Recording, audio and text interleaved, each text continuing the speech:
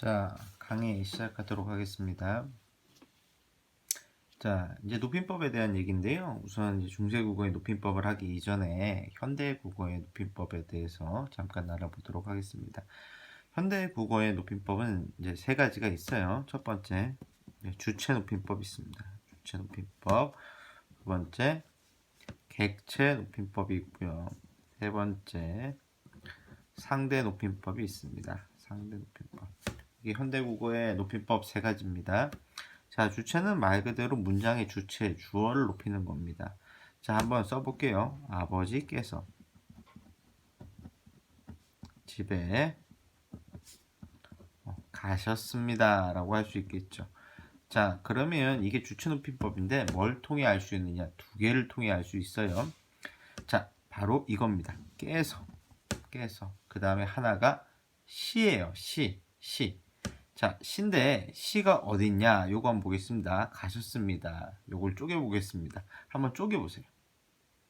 쪼개라는 건 이제 이거 분석을 해보라는 겁니다.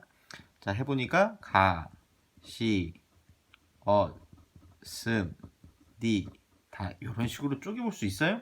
가셨습니다. 가시였습니다. 이렇게 쪼개볼 수 있겠죠. 여기 시가 보이네요. 시. 그래서 이거는 주체를 높여주는 선어말어미라고 부릅니다. 그래서 이걸 이제 주체 높임, 선어말어미 이렇게 불러요. 자, 천천히 나중에 이제 학교에서 실제로 만나서 문법 문제 수업을 하게 된다면 이제 조금 자세하게 설명을 하도록 할게요. 어찌됐건 두 개입니다. 깨서와 시. 이게 주체 높임을 드러내는 이제 어떤 표지들입니다. 자, 객체 높임은 목적어나 부사어의 대상을 높입니다. 자, 두 개를 통해 높일 수 있는데요. 이것만 찾으시면 됩니다. 깨와 그 다음에 특수 어휘들이 있어요. 특수 어휘. 이 어휘들이 나오면 무조건 객체 높임이다 이렇게 보시면 되겠죠. 네 개입니다. 외워주셔야 됩니다. 뵙다, 여쭙다, 들이다, 모시다 이겁니다. 요 어휘들이 쓰이면 객체 높임입니다. 보다 대신에 뵙다, 묻다 대신에 여쭙다, 주다 대신에 들이다, 데리고 가다 대신에 모시다 이렇게 되겠죠. 요 네 개입니다. 자, 예시 한번 써볼까요? 자, 철수가 선생님께 깨가 있죠. 깨. 그러니까 선생님을 높이는 거예요. 정답을 여쭈었다 여쭈었다 이렇게 합시다. 그러면은 요 여쭙다 객체 높임을 알 수가 있습니다. 자, 상대 높임은 누굴 높이는 거냐면 듣는 사람을 높이거나 낮추는 겁니다. 높이는 것도 상대 높임법이지만 낮추는 것도 상대 높임법을 쓴 거예요. 자, 누구를? 듣는 이를 높이거나 낮추는 게 상대 높임입니다. 자, 요거 같은 경우에는 우리가 종결 어미를 통해 높여요. 종결 어미. 요 뒷부분입니다. 요 뒷부분을 통해 높입니다. 요거 이제 나중에 좀 자세하게 할 수 있는 기회가 있으면 하도록 하고요. 자, 우선은 이 얘기를 왜 했냐면 중세국어의 높임법에 대해서 하기 위해서 현대국어를 간단하게 본 겁니다. 자, 중세국어의 높임법 중에 첫 번째로 할 게 바로 이 객체 높임법입니다. 객체 높임법. 자, 중세국어의 객체 높임법은 어떻게 드러날까? 이건 좀 외워주셔야 돼요. 어렵기도 하고 잘 좀 보셔야 됩니다. 자, 여기 보니까요. 객체 높임, 선어말 어미, 겸손, 겸양 이런 것들이 있는데 어간의 끝소리라는 말이 나왔습니다. 어간의 끝소리. 그럼 어간이라는 게 뭐냐? 자, 어간이라는 거는 어디에 나오는 말이에요? 용언에서 나오는 말이에요. 그럼 용언은 뭐냐? 동사, 움직이는 거. 그다음에 형용사, 상태를 나타내는 거. 이게 용언이거든요. 그러면 용언이 동사. 예를 들어 한번 볼까요? 달리다 한번 봅시다. 달리다. 자, 이걸 봤더니 달리고, 달리니, 달려서 이런 식으로 바뀌겠죠. 이렇게 바뀌어요.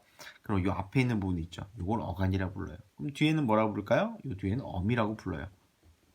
자, 여기 보니까 어간의 끝소리라고 되어 있습니다. 예를 들어 길을 막다의 막. 얘가 용언이겠죠. 용언일 거고 그 다음에 용언의 어간일 거고 요 어간의 끝소리가 바로 기억인 겁니다. 이런 식이에요. 어간의 끝소리. 이해되죠? 자, 그래도 중세국어에서 어간의 끝소리가 기역, 비읍, 시옷, 히읗으로 끝날 때는 얘네들을 써줍니다. 얘네들. 그러면 객체 높임이에요. 조금 어렵죠? 자, 어간의 끝소리가 디귿 치으시면 얘네들을 써주면 객체 높임이고요. 그 다음에 이제 울림소리, 요 모음, 니은, 미음, 리을, 이게 울림소리입니다. 유성음이에요. 요걸 써줘요. 자, 어떻게 읽느냐? 삽, 잡, 쌉. 이거 기억나시죠? 요거 숏과 지읒의 중간음이라고 했죠. 쌉 이렇게 있는데, 자, 또 두 개로 나뉘어지죠. 이런 식으로. 뒤에 오는 거에 따라 달라요. 자음일 경우는 얘를 쓰면 됩니다. 자, 얘 한번 들어볼게요. 자, 밑에다 여기다가 얘를 한번 들어보겠습니다. 자, 우리 막이에요. 이걸 객체 높임을 쓰면 어떻게 되냐면, 그리고 뒤에 거로 끝난다고 합시다. 거늘 이렇게 끝난다고 칩시다. 자, 그러니까 어간의 끝소리 기억이죠. 그 다음에 뒤에 자음으로 끝나죠. 그죠? 다음 어머니 첫 소리가 자음이죠. 그럼 여기다가 삽 쓰면 되는 거예요. 그럼 얘를 통해서 객체 높임을 썼다는 걸 알 수가 있는 거예요. 자, 얘 한번 볼까요? 얘.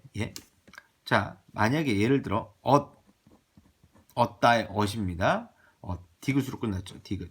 그러니까 잡이나 잡을 쓰면 되는데, 자, 요거를 써야 될 거예요. 자, 뒤에 모음 한번 써볼게요. 아라는 모음이 왔다고 칩시다. 그럼 여기다 어떻게 써야 되느냐라는 거죠. 자, 그럼 요걸 쓰면 되는 거죠.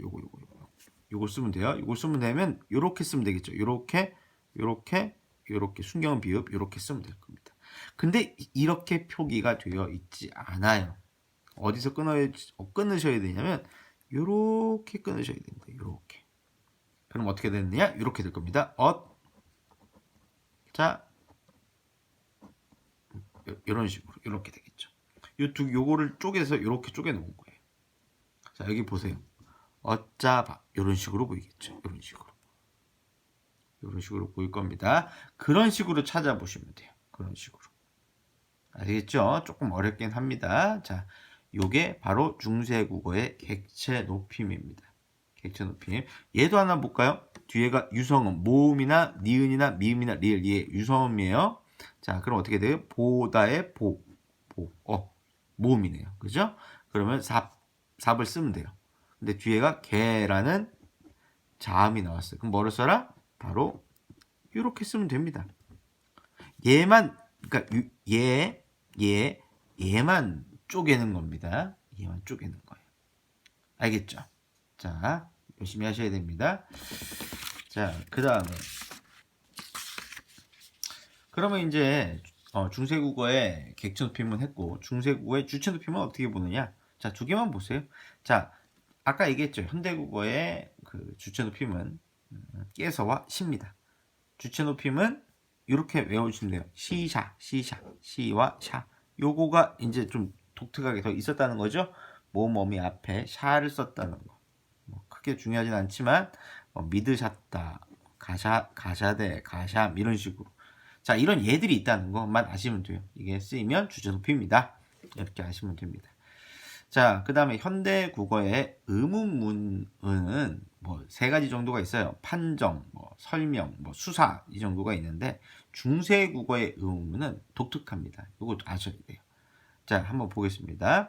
중세 국어의 의문문 첫 번째가 판정 의문문입니다. 판정. 이 판정은 뭐를 판정 의문문이냐고 하냐면, 자, yes나 no를 요구하는 겁니다. 이런 거예요. 너 밥 먹었니?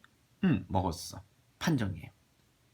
자, 그런데 예를 들어 너 뭐 먹었니? 라고 하면은 뭐 먹었어 라고 대답하겠죠. 이건 설명 의문이에요. 판정과 설명 구분이 되겠죠. 판정과 의문.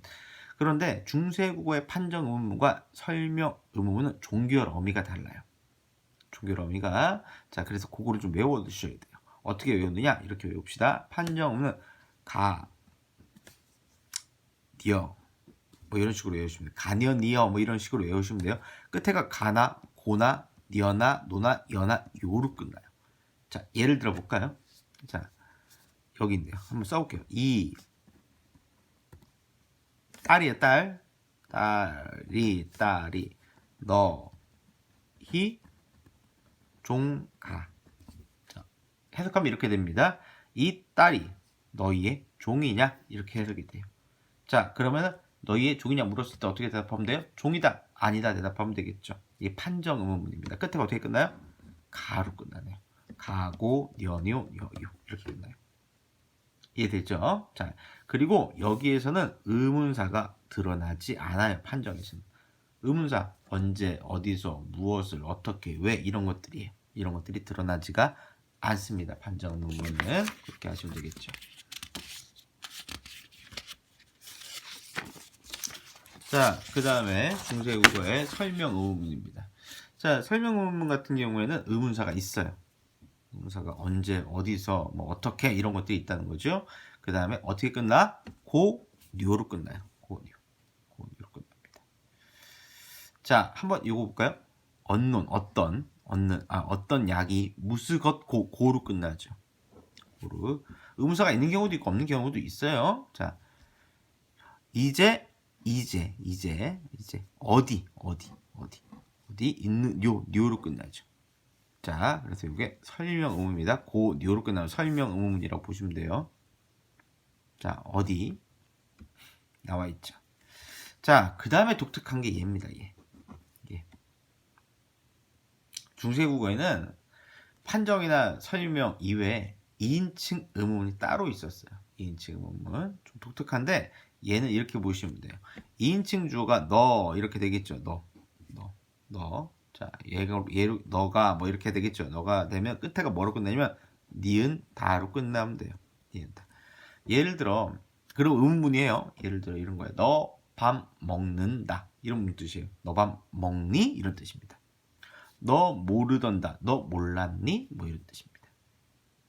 너 어찌 안다. 너 어떻게 알았니? 뭐 이런 뜻이에요.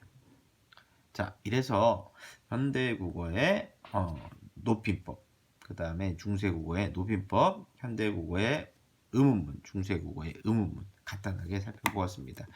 자, 오늘은 여기까지 하고요. 이제 거의 이제 계약이 가까워지고 있죠. 네. 자, 한 번 정도 남았을 수도 있고 남지 않은 반도 있을 수도 있어요.